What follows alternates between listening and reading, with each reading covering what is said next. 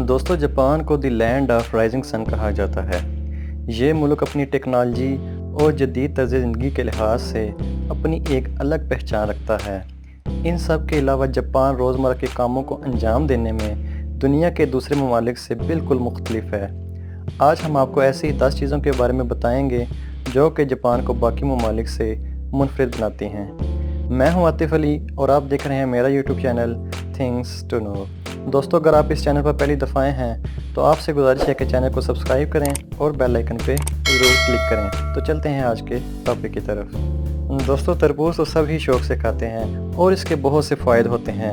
عموماً یہ تربوز گول یا بیضوی شکل کے ہوتے ہیں، لیکن جاپان میں یہ تربوز کے شکل میں اگائے جاتے ہیں۔ اصل میں روایتی شکل کے تربوز ریفریجریٹر میں بہت زیادہ سپیس لیتے ہیں، تو جاپان کے فارمرز نے اس مسئلے کو حل کرنے کے لیے سکوئر شیپ کے تربوز اگانا شروع کر دیے۔ یہ کام انہوں نے سکوئر کنٹینرز کی مدد سے انجام دیا۔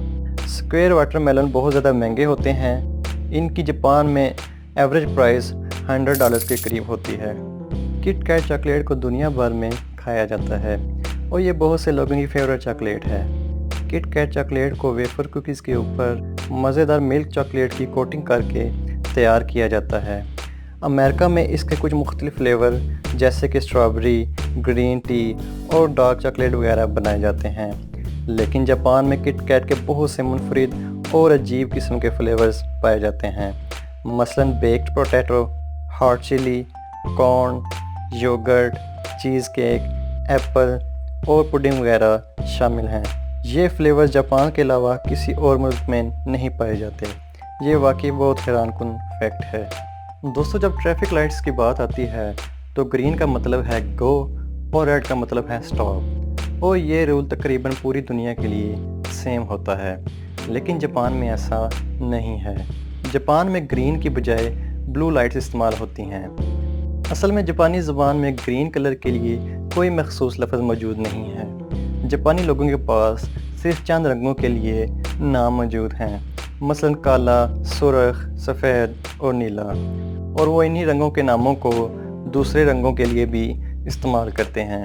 یہی وجہ ہے کہ جاپان میں بہت ساری چیزیں جنہیں ہم گرین کہیں گے جاپانی لوگ انہیں بلو کہتے ہیں، اسی لیے انہوں نے ٹریفک لائٹس کے لیے گرین کی بجائے بلو کلر کا انتخاب کیا۔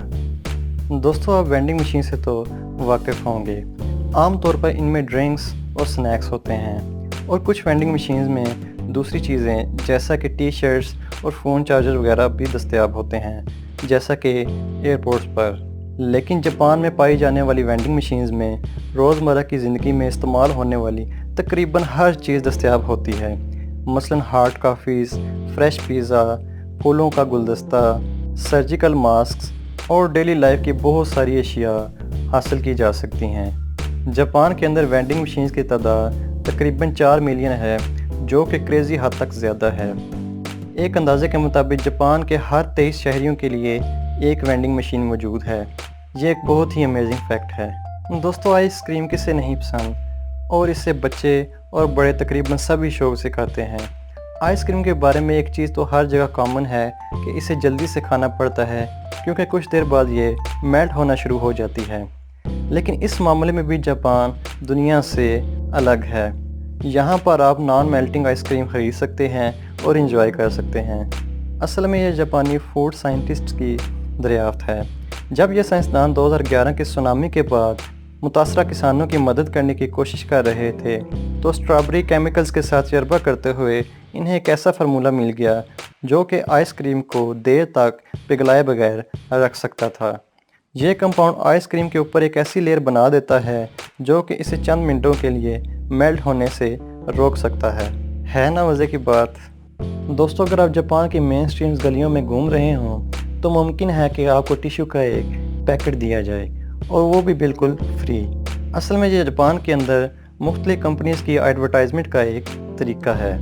ان ٹیشوز کے اندر کمپنی کی اور اس کی پروڈکٹس کی انفارمیشن ہوتی ہے۔ یہ ایڈورٹائزمنٹ کا ایک بہت ہی منفرد اور لاجواب طریقہ ہے، اور اس کو دوسرے ممالک کی کمپنیز کو بھی اپنانا چاہیے۔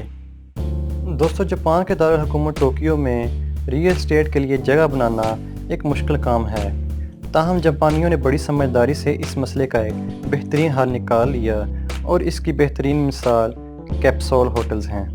کیپسول ہوٹل اگرچہ دیکھنے میں بہت ہی عجیب لگتے ہیں، لیکن یہ انتہائی سستے اور آرام دہ ہے۔ ابتدائی طور پر یہ ہوٹلز تاجروں کے لیے بنائے گئے تھے، لیکن اب ان کی مقبولیت کم بجٹ والے مسافروں اور غیر ملکی سیاحوں کے اندر بڑھ رہی ہے، جو کہ منفرد تجربات حاصل کرنے کے شوقین ہوتے ہیں۔ کیپسول ہوٹل کا ایک کمرہ عام طور پر 1.2 میٹر چوڑا، 2 میٹر لمبا اور 1 میٹر اونچا ہوتا ہے۔ ان ہوٹلز میں آرام دہ بیڈز، ٹی وی سکرین، کھانوں کی عمدہ سروس، کتابیں اور بہت سی سہولیات بھی پائی جاتی ہیں۔ جاپان جیسے مہنگے ملک میں اس طرح کے ہوٹلز کا ملنا یقیناً ایک بہت بڑی بات ہے۔ جب کوئی وزٹر جاپان کے کسی سٹور میں فروٹ کی پرائسز کا ٹیگ دیکھتا ہے تو اس کو زور کا جھٹکا لگ سکتا ہے، کیونکہ یہاں پر فروٹ انتہائی مہنگا ہوتا ہے۔ یہاں پر آڑو کی قیمت تقریباً $300 اور انگور کی قیمت تقریباً $500 تک ہوتی ہے۔ جاپان میں مہنگے فروٹس کی بہت سی وجوہات ہیں۔ مثلاً یہاں پر کسان فروٹ کی ایک قسم کو اگانے کے لیے بہت ساری انویسٹمنٹ کرتے ہیں، دن رات ان کی دیکھ بھال کرتے ہیں اور ان کے معیار کے ساتھ ساتھ ان کی شکل و صورت کو بہتر بنانے کے لیے بھی محنت کرتے ہیں۔ اس لیے وہ اپنی اس محنت کے بدلے ایک اعلیٰ قیمت کا تقاضا بھی کرتے ہیں۔ اس کے علاوہ مارکیٹ میں ان کو بہت ہی خوبصورت طریقے سے ڈسپلے کیا جاتا ہے۔ اگر آپ جاپان میں کسی کو فروٹ گفٹ کریں تو یہ اس کو بہت ہی خاص سمجھے گا۔ جاپان جیسے ہر چیز میں دنیا سے ایک قدم آگے ہے، ویسے ہی یہ ٹوائلٹس کے معاملے میں بھی ایڈوانس ہے۔ جاپانی سپر ٹوائلٹس، جنہیں واشلیٹس بھی کہا جاتا ہے، ہائی ٹیک فنکشنز والے سمورگس بورڈ کے ساتھ لیس ہوتے ہیں۔ ان ٹوائلٹس کے بہت سارے فنکشنز مثلاً back side sprays, water temperature controls, perfumes اور نائز کورنگ ساؤنڈز ہوتے ہیں۔ کچھ لوگوں کے لیے پہلی بار ان ٹوائلٹس کو آپریٹ کرنا مشکل ہوتا ہے۔ دوستو، اب تک آپ جاپان کے بارے میں بہت ہی انٹرسٹنگ فیکٹس جان چکے ہوں گے، لیکن ابھی ایک آخری فیکٹ باقی ہے جو کہ آپ کو مزید حیرت میں ڈال دے گا۔ دوستو، جاپان کے ٹرین اسٹیشن بہت زیادہ کراؤڈڈ ہوتے ہیں اور لوگ اپنے روزمرہ کی زندگی میں ٹرینز کا بہت استعمال کرتے ہیں۔ اسٹیشن پر موجود مسافروں کو زیادہ انتظار نہ کرنا پڑے، اس لیے وہاں پر انتظامیہ نے ملازمین تعینات کیے ہوتے ہیں جنہیں پشز کہا جاتا ہے۔ دوستو، جیسا کہ نام سے ہی ظاہر ہے، ان پشز کا کام زیادہ سے زیادہ مسافروں کو دھکیل کر ٹرین کے اندر کرنا ہے تاکہ ٹرین کے اندر کی جگہ کو زیادہ سے زیادہ استعمال کیا جا سکے اور زیادہ سے زیادہ مسافر اپنی منزل پر بیک وقت میں پہنچ سکیں۔ یہ یقیناً ایک کریزی فیکٹ ہے۔ دوستو، یہ تھی آج کی ویڈیو۔